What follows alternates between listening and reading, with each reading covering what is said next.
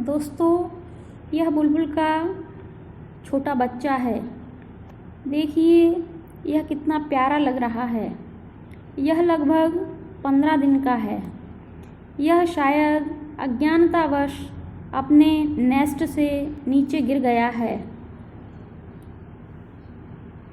अब बुलबुल पूरी सतर्कता के साथ इसकी निगरानी कर रही है।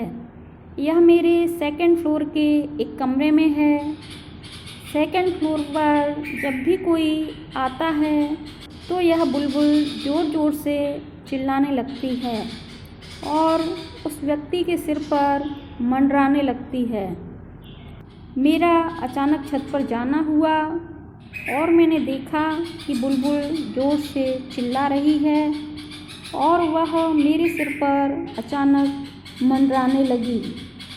तभी मैंने देखा कि कमरे में नीचे बुलबुल का छोटा सा बच्चा बैठा हुआ है, जो कि शायद उस कमरे से बाहर नहीं निकल पा रहा है। बुलबुल उसे बार बार बाहर लाने का लगातार प्रयास कर रही है। वह खिड़की के द्वारा बार बार कमरे के अंदर जाती है, उसे बाहर से लाया हुआ खाना खिलाती है, फिर उसे अपने साथ साथ धीरे धीरे उड़ाती है। लेकिन मैंने देखा कि वह उसे फिर भी कमरे से बाहर नहीं निकाल पा रही है, क्योंकि कमरा अन्य कमरों की अपेक्षा कुछ नीचा है, इसलिए उसका बच्चा ऊपर नहीं आ पा रहा है। मैंने रात को टॉर्च से सर्च किया तो देखा कि बुलबुल अंदर कमरे में बच्चे के पास बैठी हुई है और सुबह भी वह उसे उसी कमरे में धीरे धीरे उड़ाती रही। दोस्तों, घर के बंद कमरों में जहाँ पक्षी कभी जाने का भी नहीं सोचते, लेकिन अपने बच्चे के कारण वही पक्षी आज बार बार उस कमरे में आ रहा है और यहाँ तक कि उसने अपने बच्चे के कारण पूरी रात उसी कमरे में गुजार दी और नर बुलबुल बाहर तार पर बैठा हुआ लगातार पहरा देता रहा।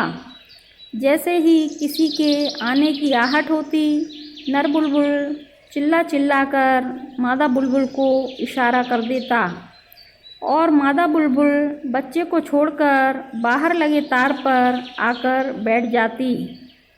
दोस्तों, मैंने देखा कि उन्होंने 1 मिनट के लिए भी अपने बच्चे की निगरानी करना नहीं छोड़ा। दोस्तों, बेशक पशु पक्षी मनुष्य की भांति बोल नहीं सकते, लेकिन वे भी मनुष्य की तरह समझदार होते हैं।